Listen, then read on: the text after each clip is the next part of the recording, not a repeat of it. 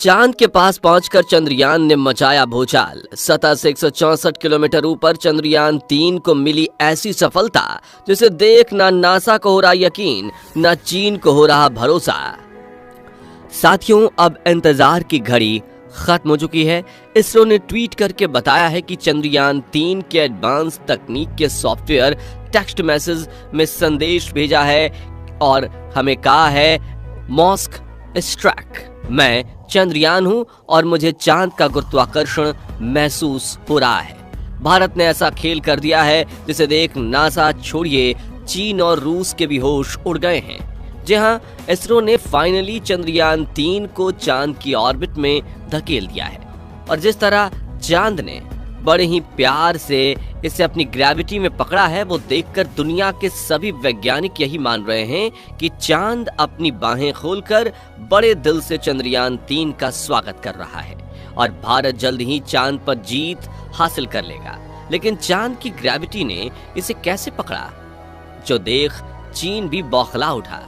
और अब मिशन के अगले पड़ाव पर क्या होने वाला है बताएंगे आपको। साथ ही ये भी बताएंगे कि चंद्रयान 3 पर सोने की परत क्यों चढ़ाई गई है, तो वीडियो को अंत तक जरूर देखिए।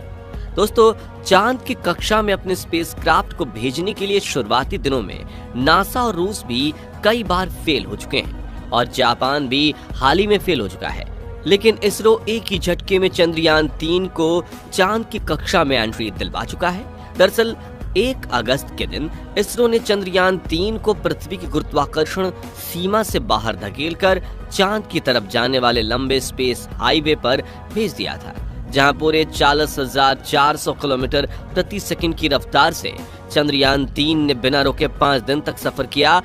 और 5 अगस्त के दिन इसरो के वैज्ञानिक जो बेंगलुरु हेडक्वार्टर में बैठे थे, उनकी सांसें थमी हुई थीं, क्योंकि इसी दिन शाम 7 बजे लूनर ऑर्बिट इंसर्शन के पड़ाव को अंजाम देना है। आपको बता दें कि किसी भी सेलेस्टियल ऑब्जेक्ट की ग्रेविटी को पकड़कर उसकी ऑर्बिट में घुसना किसी भी स्पेस मिशन का सबसे मुश्किल पड़ाव होता है। और चंद्रमा के केस में अगर हमारा चंद्रयान 3 सही रफ्तार से सही एंगल पकड़कर ऑर्बिट में घुसने से चूक जाता तो चंद्रमा की ग्रेविटी से डीप स्पेस में कहीं दूर धकेल देती, जिससे ये मिशन पूरी तरह से फ्लॉप हो जाता। और इसी वजह से पूरा देश चंद्रयान 3 की सफलता के लिए दुआएं कर रहा था।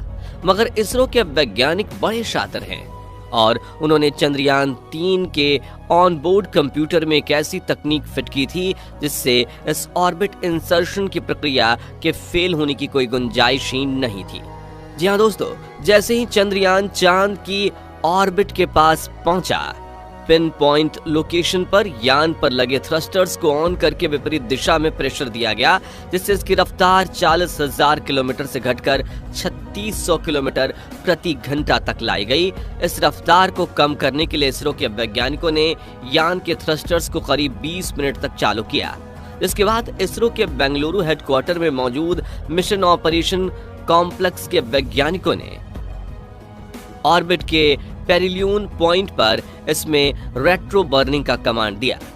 पेरिलियन पॉइंट वो जगह होती है जहां पर चांद की कक्षा से हमारा चंद्रयान सतह के बेहद करीब होता है। वहीं रेट्रो बर्निंग के दौरान इसके थ्रस्टर्स को विपरीत दिशा में चलाकर इसकी रफ्तार कम कर दी गई। फिर ये धीरे धीरे चांद की कक्षा में प्रवेश करने के लिए आगे बढ़ता रहा और एक पॉइंट पर चांद की ग्रेविटी ने इसे पकड़कर अपनी कक्षा में स्थापित कर दिया, जो कि 164 किलोमीटर इंटू 18,074 किलोमीटर की कक्षा है। बता दें कि इसरो ने यह पूरा खेल सिर्फ 30 मिनट के अंदर ही किया, जिसे देखकर भारत के दुश्मन देश चीन और पाकिस्तान के तो पैरों तले जमीन ही खसक गई है। दोस्तों, चांद की ग्रेविटी में एंटर होने के बाद चंद्रयान 3 ने चांद की पहली कक्षा में चक्कर लगाना शुरू किया और इसके अंदर लगे ऑनबोर्ड कंप्यूटर ने इसरो के हेडक्वार्टर को सबसे पहला मैसेज किया, जिसे सुनकर आपकी आंखों में भी खुशी के आंसू आ जाएंगे। जी हाँ, इसरो ने ट्वीट करके बताया है कि मैसेज में चंद्रयान 3 ने कहा, मॉस्क स्ट्रैक, मैं चंद्रयान हूं और मुझे चांद का गुरुत्वाकर्षण महसूस हो रहा है। चंद्रयान 3 की तरफ से आए इस मैसेज को सुनकर इसरो के वैज्ञानिक खुशी से झूम उठे, क्योंकि इससे उन्हें ये भी पता चल गया कि हमारा चंद्रयान एकदम परफेक्ट कंडीशन में है। वहीं इसरो के चीफ एस सोमनाथ ने भी मीडिया इंटरव्यू में कहा कि हम बहुत खुश हैं। अब 6 अगस्त को एक और प्रक्रिया शुरू होने वाली है और चंद्रयान को चांद की सतह तक पहुंचाने के लिए 5 अलग अलग प्रक्रियाएं शुरू होंगी। दोस्तों, मिशन के इस पड़ाव के बारे में बात करें तो चांद की सतह पर पैर रखने से पहले इसे 5 अलग अलग प्रोसेस से गुजरना पड़ेगा, जिसमें इसके इंजन फायर करके मैन्यूवरिंग की जाएगी। लेकिन इस मैन्यूवरिंग से इसका कक्षा बढ़ाने के बजाय इसकी कक्षा घटाई जाएगी, जिससे ये चांद के बेहद करीब पहुंच जाए, जिसके लिए पहली मैन्यूवरिंग 6 अगस्त के दिन रात में 11 बजे की गई थी। और आपको बता दें कि इसरो ने चंद्रयान 3 मिशन के इस पड़ाव को भी पार कर लिया है और अब चंद्रयान 3 चांद के दूसरी ऑर्बिट में चक्कर काट रहा है। अब 9 अगस्त के दिन चंद्रयान 3 के इंजन फायर करके इसे चांद की तीसरी कक्षा में धकेला जाएगा। 15 अगस्त के दिन ये चांद की चौथी कक्षा में प्रवेश करेगा, जिसके 2 दिन बाद 16 अगस्त के दिन इसे चंद्रयान 3 की 5वीं कक्षा में धकेला जाएगा, जो कि 100 × 100 किलोमीटर की गोलाकार कक्षा होगी। इसी कक्षा में चंद्रयान 3 के propulsion मॉड्यूल और लैंडर मॉड्यूल को अलग किया जाएगा, जिसके बाद propulsion मॉड्यूल का सफर यहीं खत्म हो जाएगा, क्योंकि यहीं उसकी मंजिल है।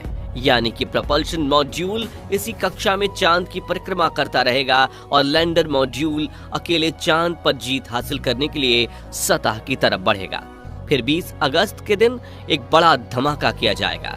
जी हाँ, इस दिन मिशन के सेकेंड लास्ट स्टेज में चंद्रयान 3 के लैंडर की डी ऑर्बिटिंग की जाएगी, यानी कि इसके इंजन को फायर करके इसकी कक्षा को 100 × 30 किलोमीटर किया जाएगा।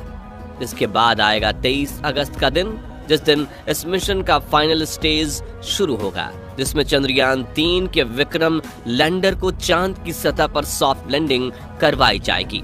चलिए दोस्तों, अब जानते हैं कि चंद्रयान 3 पर सोने की परत क्यों चढ़ाई गई है और क्यों सभी स्पेसक्राफ्ट पर ऐसी सुनहरी परत चढ़ाई जाती है।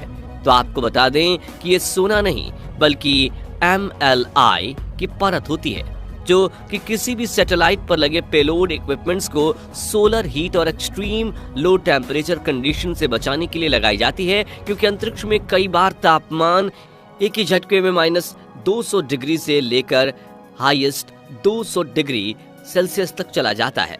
ऐसे में ये हीट या कोल्ड डायरेक्ट पेलोड से संपर्क में आ जाती हैं तो वो खराब कर सकती हैं इन्हें। इसलिए मल्टी लेयर इंसुलेशन में नीचे की तरफ एल्यूमिनियम की 3-4 परतें होती हैं और सुनहरी पॉलीमाइड की एक परत होती है, जो हमें उपग्रह को सोने में लिपटे हुए होने का आभास कराती है।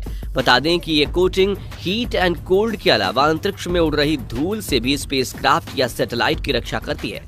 इसी तरह चंद्रयान 3 पर भी मल्टी लेयर इंसुलेशन चढ़ाया गया है। दोस्तों, भारत सरकार इस मिशन को इतना इंपॉर्टेंस दे रही है कि साल 2020 और 2021 में लॉकडाउन के दौरान जब सरकार ने कम टैक्स कलेक्शन किया था, तब भी उन्होंने इसरो के चंद्रयान 3 प्रोजेक्ट की फंडिंग रुकने नहीं दी। ये बात जानकर आपके दिमाग में सवाल आ सकता है कि आखिर ये मिशन इतना जरूरी क्यों है। इसका जवाब आसान शब्दों में बताएं तो ये मिशन भारत की किस्मत बदलने वाला है, क्योंकि पिछले कई सालों से नासा और चीन स्पेस पर अपनी प्राइवेट दादागिरी कर रहे हैं, लेकिन अब भारत भी चांद पर विजय हासिल करके इस अंतरिक्ष में अपने झंडे गाड़ देगा और स्पेस प्रोजेक्ट्स लेने की होड़ में इन्हें पछाड़ देगा। ऐसा इसलिए क्योंकि जब दुनिया के छोटे छोटे देश अपने सैटेलाइट लॉन्च प्रोजेक्ट के लिए नासा और चीन के पास जाते हैं तो वो इनसे भर भर के पैसे वसूलते हैं, लेकिन भारत के पास ऐसी टेक्नोलॉजी है कि हम इन सभी लॉन्च प्रोडक्ट्स को सही सस्ते में कर सकते हैं। लेकिन स्पेसक्राफ्ट और सैटेलाइट काफी नाजुक और महंगे होते हैं, इसलिए ये प्रोजेक्ट्स उन्हीं स्पेस एजेंसीज को मिलते हैं जिन पर भरोसा किया जा सकता है। और चंद्रयान 3 की कामयाबी से दुनिया को इसरो की कुशलता पर भरोसा हो जाएगा, जिससे सभी देश अपने लॉन्च मिशन भारत को देना चाहेंगे, क्योंकि भाई पैसा कौन नहीं बचाना चाहता। ऐसे में धीरे धीरे करके इसरो को पहले हजारों, फिर लाखों और फिर करोड़ों डॉलर्स के स्पेस प्रोजेक्ट्स मिलना शुरू हो जाएंगे। तो दोस्तों, अगर आप भी चाहते हैं कि अपने मिशन में सभी पड़ाव को पार करके चंद्रयान चांद पर फतेह हासिल कर ले, तो कमेंट बॉक्स में इसरो को अपनी शुभकामनाएं जरूर दीजिए। और वीडियो पसंद आया हो तो जल्दी से इसे लाइक और शेयर कर दीजिए। साथ ही ऐसे ही कमाल के वीडियोस देखते रहने के लिए हमारे चैनल को सब्सक्राइब और फेसबुक पेज को फॉलो करें।